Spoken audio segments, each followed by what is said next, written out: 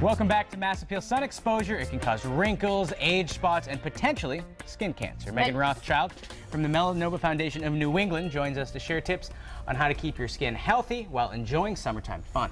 Hey Megan, thanks for being here. Yeah, thanks for having me. Now we all know, we hear it over and over, apply the sunscreen. Not everyone does, and a lot of people don't think about reapplying. Yeah, that's the key, is you want to reapply every 2 hours. You want to have, first and foremost, an SPF of 30 or above, and you want to make sure you're putting it on about 30 minutes before you're going to go outside and get sun exposure.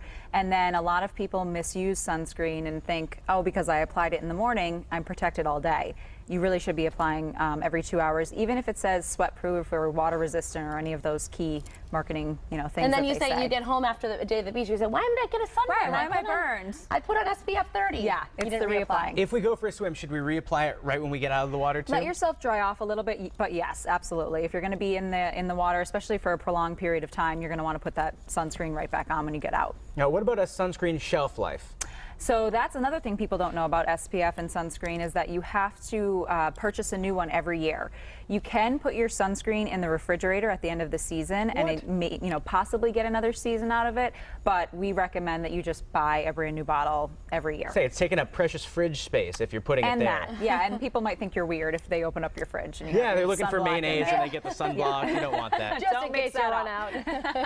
Great, so you just say every year get a new bottle, even if it's not even expired technically. Just get a new bottle, then you know you're getting the maximum protection. Might as well be safe. Right. And because of the potency, I can only imagine as it ages, the potency wears like down. any type of drug or prescription. Yeah, absolutely. Now you have some moisturizers here. Why? So there's been a lot of talk about coconut oil going on the show today, but yeah, absolutely. We recommend that you moisturize your skin if you're going to be at the beach. Even if you don't get sun exposure, the sand is going to exfoliate your skin. There's just a lot of elements with the summer weather, that dry out your skin, the humid air and then going to the drier air.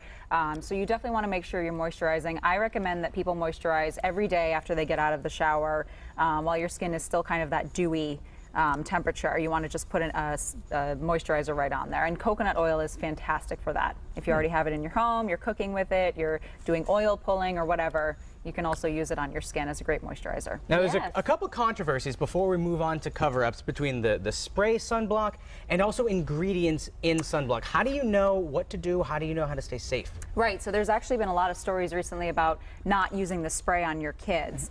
What we always recommend at the foundation is if you're going to use a spray, you need to make sure that you're actually rubbing it in and it's getting on your skin and you're using enough of it. Because when you're doing that spray, the wind can take it away and then you think you're covered, but unless you've actually rubbed it into your skin, you may not be.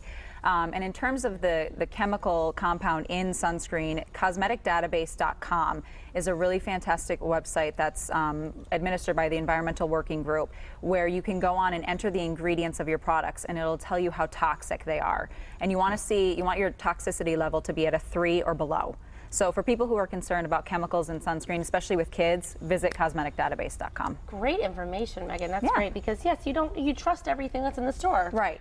You think it's gone through the regulations and all that, but sometimes it's not the best. Especially when you're putting it on your kids. Now I see some fashionable accessories here. Very fashionable. Yeah, so if you are going to be out, even if it's not at the beach or you're just out and about during summer, you want to make sure that you're wearing a hat, you're wearing sunglasses. A lot of people don't know, but you can actually get ocular melanoma, which is melanoma of the eye, and it's a terrible, terrible disease.